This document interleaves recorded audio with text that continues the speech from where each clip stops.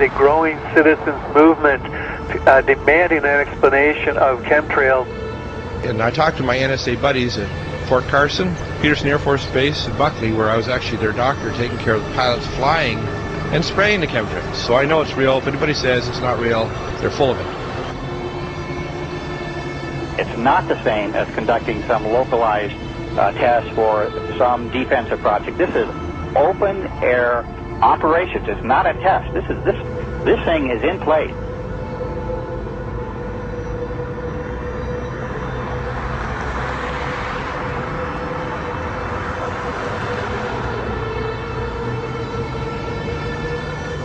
It didn't start till about 1996. Exactly. And, growing up my whole life, a condensation trail disappeared, the 20 seconds, a minute, 2 minutes. And now it can be in the summer at like 4,000 feet, and there's these big clouds behind jets. Some jets leave it behind, leave a trail behind them. Other jets at the same flight level, same altitude don't. And, instead of just getting into are they spraying us or what's changed in the jet fuel or what's changed in the atmosphere, there are tens of thousands of declassified admissions under different programs where different Pentagon programs, different agencies of the government have tested chemical, biological, and radiological agents on the American people. Talking about this a few years ago was extremely dangerous. Now that we have YouTube and more social networking devices, such as even Rupert's MySpace, this is really getting out in such a way that they can't control it. They must just be really, if you can use the expression, shitting themselves over this, because they can't control people now talking about the elephant in the room, what is so obvious to all of us. There's a feeling from that area that the state doing all of these weather modification programs might not be doing it for the benefit of the citizens of Texas and other states that they may impact as well. Well, many of the planes that we're seeing here in Abilene will actually turn whatever they're spraying on and off right before our eyes. I mean, you'll see a plane up there flying like normal, and then all of a sudden it starts spraying. We've seen them fly off into the distance and then loop around and fly back again. These are not your typical planes with a preordained path destination from city to city. Someone needs to explain to me why do they stop traveling in one particular direction and then loop around and come back again. They perform this behavior so many times that we start seeing the tic-tac-toe grids in the sky. We're witnessing the giant X's. And I mean, Rosalind, when you and I grew up, these contrails naturally dissipated in a few seconds or perhaps a minute max. But these things expand, they grow bigger, and before you know it, the entire sky is overcast. That's correct. And they are there all day. They do loop the loop around our county and our state. We follow them at times with spotters in different areas, watching the planes loop, come back around. And we know from the FAA records that the jets from commercial airlines fly in straight lines. And coming across our county, there aren't many, and they stay mostly in certain patterns. The jets that we see leaving the persistent jet contrails move in directions that normal jets wouldn't fly because it would use too much fuel and put them off schedule. And the jets that we see here do loops. We've got pictures of them looping the same X's and crosshatches.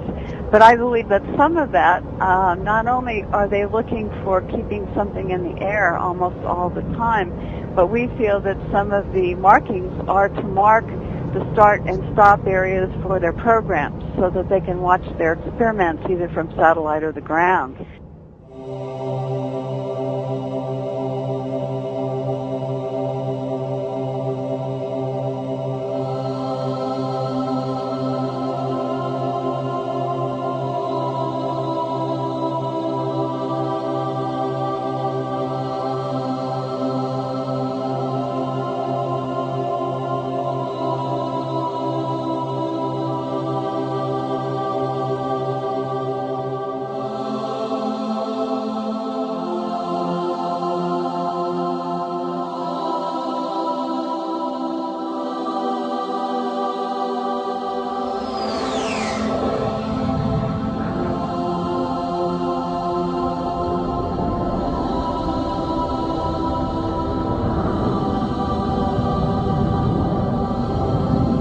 Why do they want to keep this quiet? Why aren't they talking about this? Why don't they want us talking about it? And you can only come to the conclusion that they're hiding something. Now, do you believe that this is a full-scale secret operation that includes not only the U.S. but Europe and the rest of the world?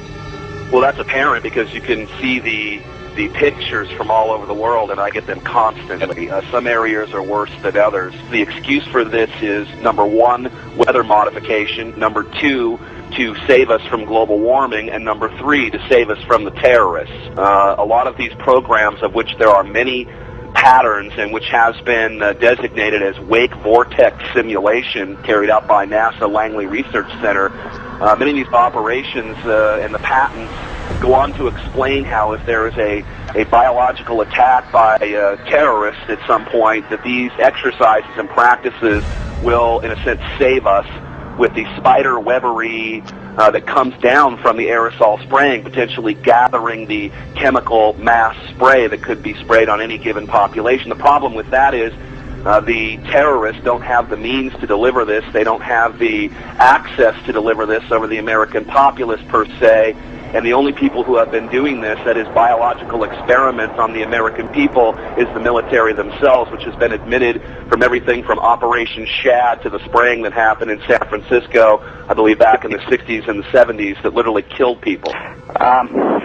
Again, I may not be able to ascribe intent, but what I can say is that it is expected that there will be increased mortality as well as the potential of a huge host of unknown pathogens that we are subject to, and this is not based on speculation. There's a whole arena of biological research that we haven't even begun to touch on. Could a strange substance found by a Southwest Arkansas man be part of a barium found in our sample? At a community of the San Bernardino Mountains has a real mystery on its hands. The official explanation here is that jet contrails are causing strange lines in the sky. What effects barium has on the body. Short-term exposure can lead to anything from stomach to chest pains. Long-term exposure causes blood pressure problems.